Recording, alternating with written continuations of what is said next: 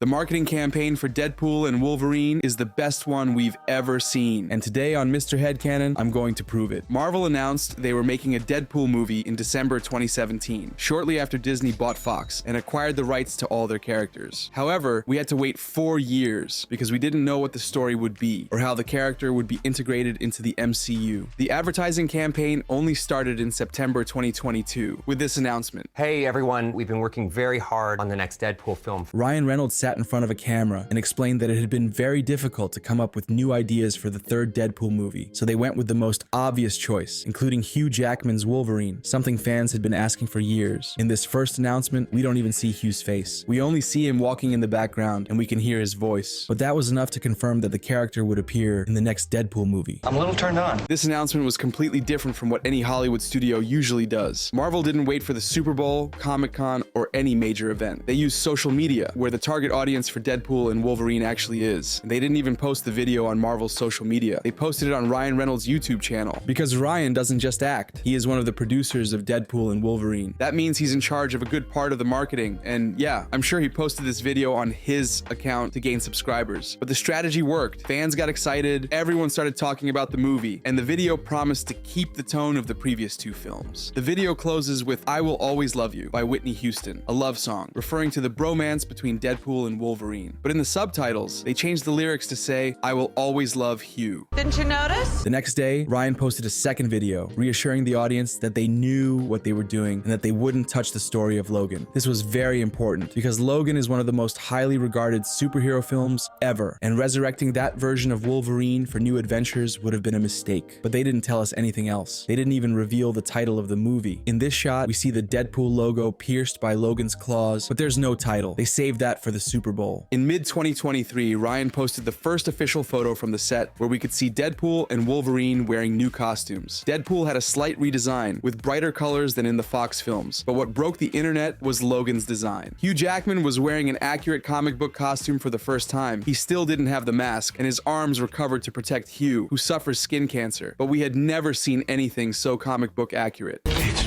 beautiful. In July 2023, several set photos were leaked showing Deadpool and Wolverine in action in what seemed to be the Void, so the hype around the movie increased, but Marvel continued promoting its other productions. Until February 2024, when the Super Bowl arrived, they showed us a first teaser hinting at what would happen in the film. We saw Wade's friends, the Void, the TVA, and some mutants from the Fox universe like Pyro. At the end, they revealed the real title, Deadpool and Wolverine. But why all the mystery? Who can get excited about a project just because of the title? Me.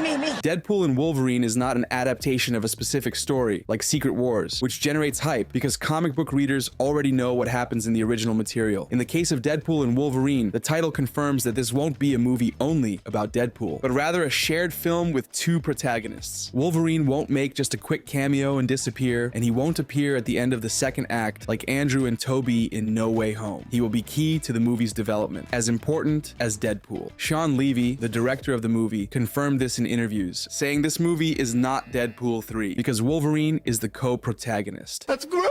That very same day, Hugh Jackman posted a fixed title for the movie, Wolverine and Asshole. It was a funny joke because it proved Deadpool and Wolverine couldn't stand each other, just like in the comics, but it also showed what was to come. Ryan and Hugh made several posts on social media, generating more interactions from people because they took advantage of Deadpool's nature. This is a character aimed at adults. He can insult and break the fourth wall, so Marvel could change the title as many times as they wanted, even as a joke, and that was only the beginning. When he's in the TVA, Wade says he's Marvel Jesus. He breaks the fourth wall, just like in the previous movies, but this time acknowledges all the criticism Marvel received in recent years. It's as if the studio is telling us they know not everyone enjoyed the latest projects, and Deadpool is here to save Marvel. And Wolverine almost doesn't show up in this teaser. He appears only in one shot, and to top it off, he's not even facing the camera, because even though everyone knew Hugh Jackman was coming back, they wanted to save that for the first full trailer.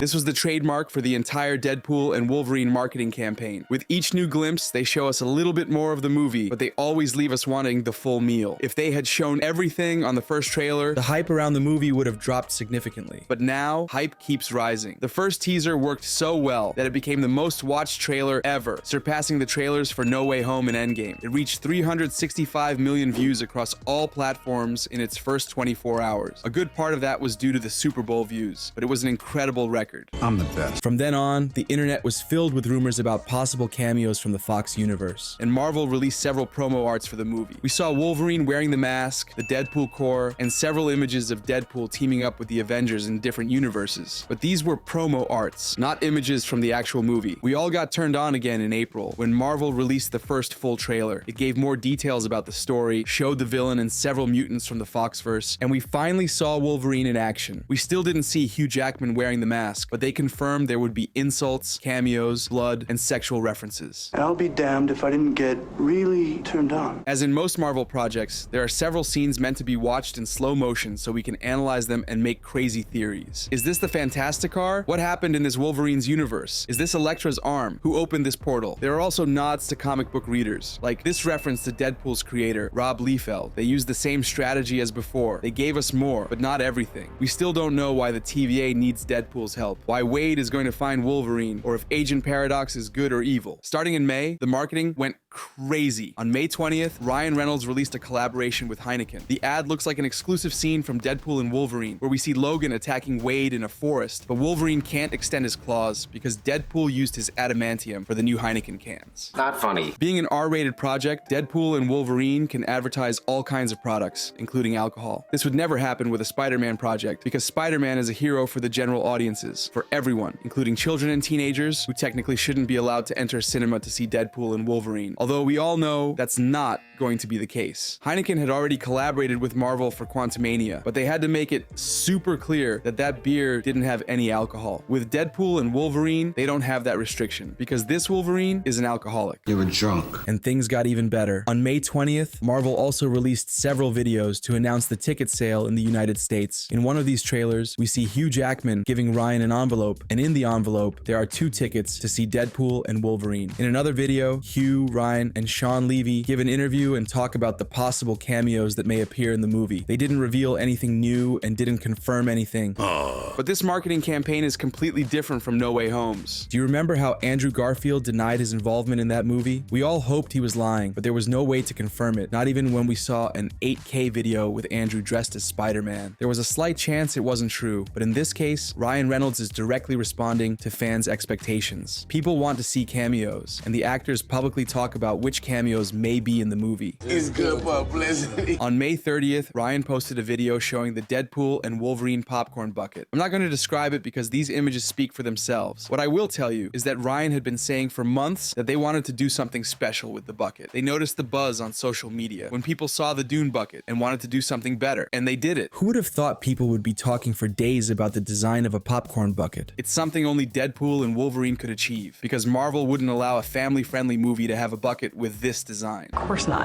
In early June, US theaters included a Deadpool and Wolverine announcement where Wade and Logan asked people to turn off their cell phones. But in the style of this entire marketing campaign, Deadpool mentions Secret Wars, which is a direct nod to fans. My cousin doesn't even know that Marvel has a new Avengers crossover planned, but fans do. It serves as advertising for Secret Wars, makes it clear the movie will be full of fourth wall breaks, and when a cell phone rings, Wolverine directly insults the person who didn't turn off their phone, breaking the fourth wall. It's coming from out there.